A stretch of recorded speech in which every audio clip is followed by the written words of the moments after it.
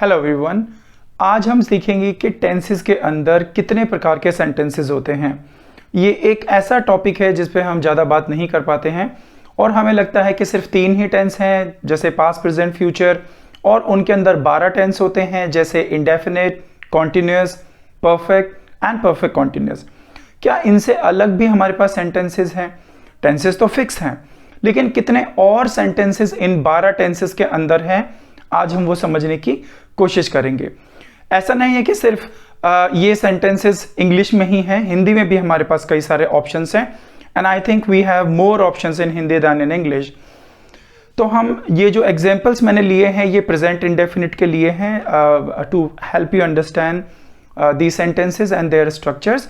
मैं हिंदी और इंग्लिश दोनों में एक्सप्लेन करूंगा, and I hope you will be able to understand कि हमारे 3 टेंस पास्ट, प्रेजेंट, फ्यूचर के अंदर जो 12 टेंस होते हैं, indefinite, continuous, perfect and perfect continuous, अगर 12 टेंसेस के अंदर अगर हम सेंटेंसेस को समझें कि एक टेंस के अंदर कितने प्रकार के सेंटेंसेस होते हैं, तो हमारे पास टोटल कितने तरह के सेंटेंसेस निकल के आते हैं।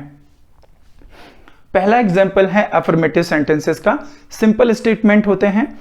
यहां पर हमारा रूल सिंपल सा है, he goes there. He third person singular, उसके साथ हमने वर्बली एस जोड़ा और हमने यहां पर देयर लिख दिया। तो ये हुआ अफर्मेटिव सेंटेंस, जिसका स्ट्रक्चर हुआ subject plus verb which is first form and the object.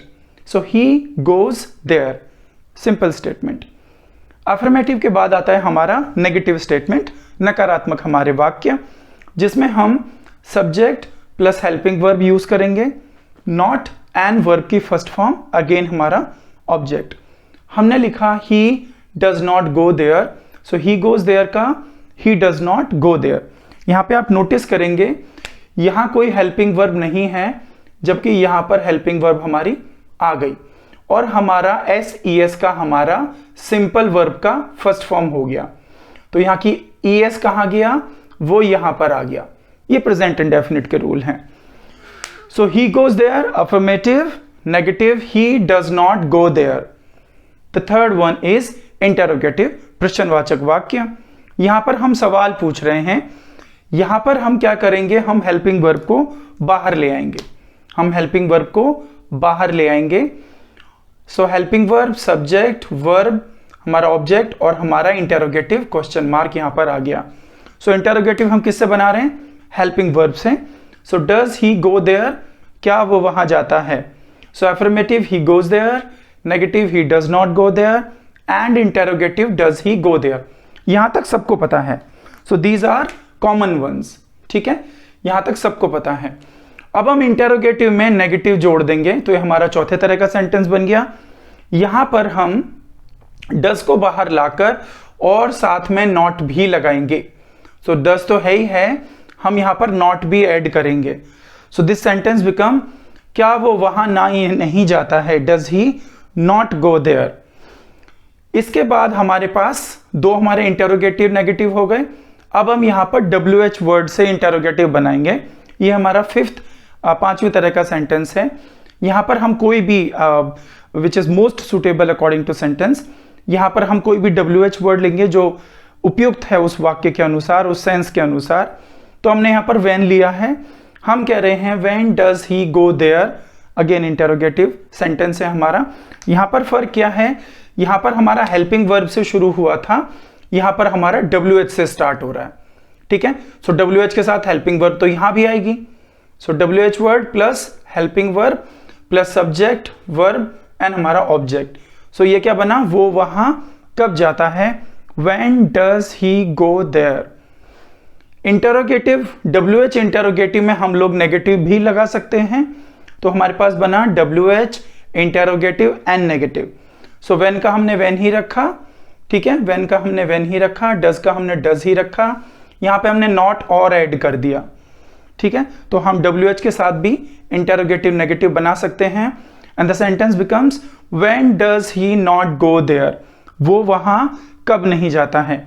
Simple WH interrogative में था when does he go there, वो वहां कब जाता है, and this one is when does he go there. तो हमने देखा कि हम एक ही टेंस के अंदर 6 अलग अलग तरह के सेंटेंसेस बना सकते हैं। एंड इस तरह की परेशानी हमें जब आ सकती है जब हम सेंटेंसेस बना रहे हैं किसी टेंस के अंदर और हम एक या दो सेंटेंस बनाकर ही we feel quite happy and confident. Yes, जब हम सीख रहे होते तो हमें खुश होना जरूरी है, बट एक लॉजिकल अप्रोच ये कहती है कि हम उस टेंस को जल्दबाजी में ना सीखें और हम ये समझने की कोशिश करें कि एक ही टेंस के अंदर हम कितने प्रकार के सेंटेंसेस बना सकते हैं। तो ये आपको कॉन्सेप्ट क्लैरिटी में हेल्प करेगा और आप रटने से बच जाएंगे। अगर आप रूल देखेंगे तो रूल सब में एक ही चल रहा है, which is subject plus verb की फर्स्ट फॉर्म, और उसमें फिर डज ऐड हो गया और डज के साथ हम इंटेरोगेटिव या WH इंटेरोगेटिव बना रहे हैं। हालांकि अगर आप दूसरे सब्जेक्ट में जाएंगे तो डज की जगह डू लग सकता है, लेकिन मेन रूल जो कॉन्सेप्ट है वो सेम ही रहेगा।